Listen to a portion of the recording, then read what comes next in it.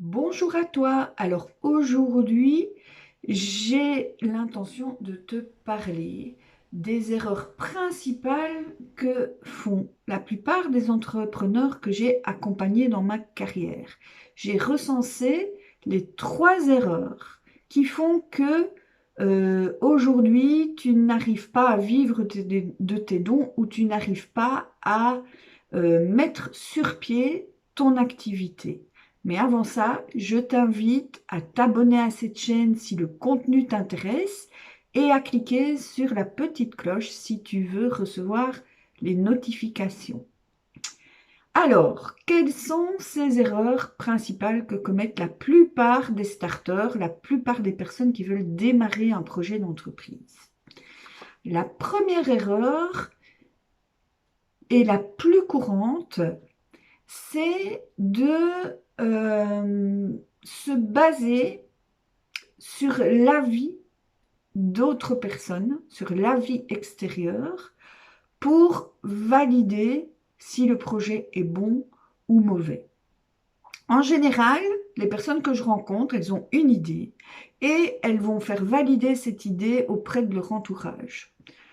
Ce qui se passe alors, ben déjà, comment dire, ce qui se passe, c'est que l'entourage, déjà, il va se baser sur sa perception du monde, sur ses peurs, sur ses croyances, pour dire si oui ou non ton idée, elle est bonne ou elle est mauvaise. Donc, tu vas avoir soit affaire à des personnes qui veulent pas, qui veulent te faire plaisir et qui vont te dire waouh, génial, vas-y, lance-toi, ou plutôt tu vas avoir affaire à des personnes qui, quelque part, n'ont pas trop envie de te voir changer. Parce que tu sais comme moi que si toi tu bouges, si toi tu changes, dans ton entourage, tu pousses aussi les autres à le faire.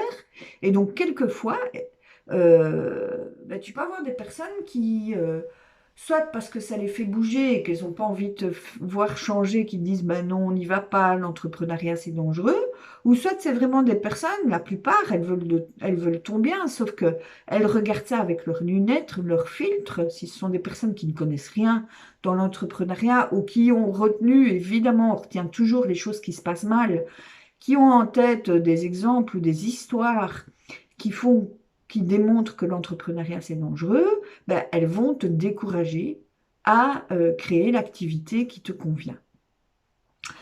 Euh, la première chose qui est importante à partir du moment où tu veux développer ton activité, c'est déjà d'être ferme dans ta décision, d'affirmer ta décision en toi, de sentir que comme un roc, tu es prête à y aller, tu te décides à transformer ta vie. De cette manière-là, tu vas avoir moins besoin de validation à l'extérieur euh, pour franchir le pas parce que tu auras travaillé en toi à, à ta détermination et tu auras vraiment décidé de changer les choses dans ta vie. Ça, c'est la première chose. Et le deuxième conseil que je te dirais par rapport à cette erreur, c'est si tu veux valider, si tu veux, si tu as besoin de soutien, etc., mais entoure-toi des bonnes personnes. L'idée, parce qu'on a toujours tendance à demander à son voisin, son cousin, ou que sais-je, ses amis et autres, mais pose-toi les bonnes questions. Quelle est la bonne personne pour te donner un avis? C'est très probablement la personne qui a déjà fait le parcours, qui a déjà créé son activité, qui a réussi aussi, qui a réussi et qui est prospère dans son activité. Entoure-toi aussi de personnes, mais qui comprennent ce qu'est l'entrepreneuriat et donc qui ne vont pas voir l'entrepreneuriat comme le grand méchant loup, mais qui le comprennent parce qu'ils le vivent au quotidien. Va chercher dans tes inspirations les conseils d'entrepreneurs qui ont réussi pour valider de nouveau si ton projet, etc. Mais la première validation, en tout cas, à avoir, c'est une validation que l'extérieur ne pourra pas te donner. C'est une validation que tu dois aller chercher en toi. Et la seule validation, c'est de savoir est-ce que je suis décidée à changer ma vie ou pas. Alors, la deuxième erreur maintenant que commettent beaucoup d'entrepreneurs que j'ai accompagnés dans ma vie, c'est de croire qu'ils peuvent s'en sortir tout seuls. Beaucoup de personnes, quand elles veulent démarrer leur projet, se disent, OK, ben voilà, moi j'ai une idée de ce que je veux faire et je vais essayer. Je vais aller piocher à gauche, à droite des exemples. Je vais essayer de modéliser ce qui se passe à gauche, à droite. Et je vais me débrouiller seule. Je vais y aller comme ça. Et ce qui arrive dans ces cas-là, c'est que, en fait, euh, au premier obstacle, parce qu'il y a quand même toujours derrière ça, j'y vais seule, mais en même temps, j'ai peur de l'échec, tu vois. Et donc, au premier obstacle, en fait, ben, la plupart des personnes qui viennent à moi, c'est qu'elles ont fait demi-tour. Elles font demi-tour, elles disent je m'arrête, j'abandonne, je baisse les bras. Et du coup, ben, elles restent bloquées, elles stagnent. J'ai tellement de personnes qui me disent oui, moi j'ai déjà essayé, ça n'a pas marché, je ne suis pas fait pour être entrepreneur.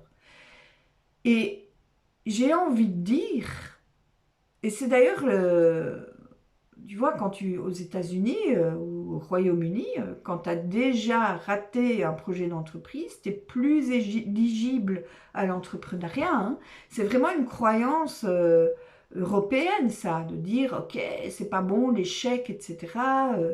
Et en réalité, pas du tout. Parce qu'en fait, l'entrepreneur qui a un mindset de champion, c'est celui qui a dépassé des échecs, c'est celui qui a dépassé des blocages. Et pour devenir un entrepreneur inarrêtable, ben, tu dois faire l'apprentissage de dépasser des blocages.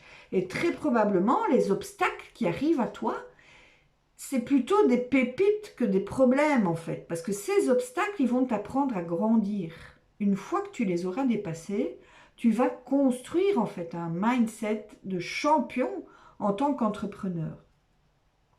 Et dis-toi aussi que si tu veux y aller seul et qu'aujourd'hui ton entreprise elle n'a toujours pas vu le jour ou si elle a vu le jour et que c'est compliqué, eh bien c'est probablement parce que tu as essayé de faire tout seul que tu en es encore à ce stade aujourd'hui. Tu vois, le fait d'être entouré, d'être accompagné, ça permet de prendre le bon chemin. Alors je ne dis pas que tu vas pas y arriver, mais tu vas sans doute prendre des chemins beaucoup plus longs, beaucoup plus tortueux ou beaucoup plus difficiles. Et c'est plus simple finalement de suivre le processus de quelqu'un, de modéliser quelqu'un qui a suivi le bon processus pour gagner beaucoup de temps, pour gagner en assurance et pour être beaucoup plus efficace dans le développement de ton entreprise. Et la troisième erreur que je rencontre très souvent et qu'on me dit très très souvent, c'est le fait de diaboliser la vente et le marketing. J'ai tellement de personnes qui me disent oui, mais moi, je ne sais pas me vendre, je ne veux pas, je veux être disponible pour tout le monde, je ne veux pas voler les gens. Ou des personnes qui me disent moi, je ne veux pas aller chercher des clients, je ne veux pas me rendre visible, etc., etc. Bon, il faut que tu saches que si tu veux vraiment développer ton activité, bah, tu vas devoir dépasser ça parce que bah, tu vas devoir montrer qui tu es. Plus tu vas être authentique, plus tu vas montrer ton unicité, plus tu vas montrer qui tu es, plus tu vas devenir magnétique pour les personnes qui ont besoin de ce que tu as à leur offrir. Et donc, ce que j'ai envie de dire, c'est tout à fait possible d'être visible tout en restant, comment dire, c'est tout à fait possible de montrer ton unicité sans pour autant étaler ta vie sur les réseaux, par exemple. Comme c'est tout à fait possible, et je le fais moi-même, d'attirer à soi de manière magnétique les personnes qui ont besoin de toi et de leur offrir de la valeur. Quelque part, c'est un peu comme si ton client, il venait postuler chez toi parce qu'il a été touché par qui tu es. Et de cette manière-là, tu peux faire de la vente éthique. Et la vente éthique, c'est quoi? C'est pas se vendre, c'est aider la personne qui est en face de toi à décider de résoudre le problème pour lequel elle vient te voir. Et de cette manière-là, ben, tu peux dépasser cette croyance de dire « mais moi, je ne veux pas me vendre ». Non, tu dois être authentique, montrer qui tu es et te mettre au service d'eux. Plus tu vas avoir un grand pourquoi, plus tu vas avoir un élan de contribution que tu auras travaillé, que tu seras allé chercher en profondeur en toi, et plus tu vas être magnétique par rapport aux personnes qui ont besoin de ce que tu as à leur offrir, et donc, plus ce sera facile pour toi, si tu apprends les bonnes techniques, à mettre en place un marketing à ton service, et pas te rendre esclave de ton marketing. C'est comme pour les clients. La vente éthique, comme je te le disais, c'est aider quelqu'un à prendre une décision. C'est pas devenir client de son client. Ce n'est pas se mettre en face d'une personne et se dire il faut absolument que je lui vende quelque chose. Non, c'est se mettre en connexion avec l'énergie du cœur, avec la personne, ton client de cœur, et te dire maintenant je vais l'aider à prendre la meilleure décision de sa vie par rapport à son problème. Et ça change tout dans l'énergie, et c'est là, en fait, que tu peux dépasser cette diabolisation de la vente et du marketing. Voilà, je pense que ce sont 3 clés importantes sur lesquelles tu peux te baser et qui vont certainement t'inspirer pour franchir les premiers pas vers la réalisation de ton activité de cœur. Si tu veux aller plus loin, si tu veux qu'on discute ensemble en détail, en fait, de ce qui pourrait te bloquer par rapport à ce que j'ai cité ici, par rapport à ces erreurs, mais surtout, quelle est la vision, quelle est la stratégie exacte, en fait, pour toi, pour ton activité, à toi, si tu veux savoir comment faire et quelle est la bonne stratégie pour toi, j'ai fait de la place dans mon agenda et tu peux prendre un rendez-vous avec moi. C'est totalement offert. Et pendant ce rendez-vous, eh bien, je vais te proposer un coaching qui va te transformer et qui va te permettre d'avoir de la clarté sur tout ça et surtout sur la stratégie à mettre en place pour développer la vie de tes rêves. Voilà, je te dis à très bientôt. Tu verras le lien pour la prise de rendez-vous en dessous de cette vidéo.